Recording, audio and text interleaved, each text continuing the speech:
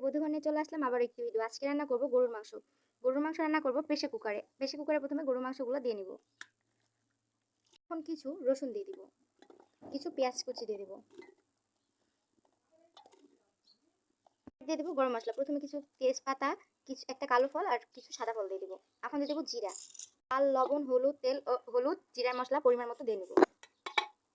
এখন দিয়ে দেবো তেল, ভালোভাবে মেখে নিব। মেখে নেওয়া হয়ে গেলে কিছু শুকনো মরিচ দিয়ে দিব। মরিচ দিয়ে দেওয়ার পরে পরিমাণ মতো পানি দিয়ে দিব। এবার নাড়াচাড়া করে প্রেসার কুকারের মুখটা লাগাই দিয়ে কিছুক্ষণের জন্য চুলায় দিয়ে দিব। 6টা সিটি দেওয়া হলে প্রেসার কুকারটি খুলে নেব। কুকারের মুখটা খুলে নেওয়া হলে মাংসটি কষানোর জন্য পাতিলে ঢালে নেব। যে প্রেসার কুকার থেকে পাতিলে মাংসটি কষানোর জন্য ঢালে নেওয়ার পরে মাংসটি ভালোভাবে নাড়াচাড়া করব। নাড়াচাড়া করে ভালোভাবে কষাই নিব কিছুক্ষণ ধরে। মাংসটি কিছুক্ষণ ধরে কষানো হয়ে গেলে আমাদের রান্না শেষ। এখন বাটিতে ঢালে নেব। ভিডিওটি যদি ভালো লাগে থাকে তাহলে লাইক, কমেন্ট ও সাবস্ক্রাইব করবেন।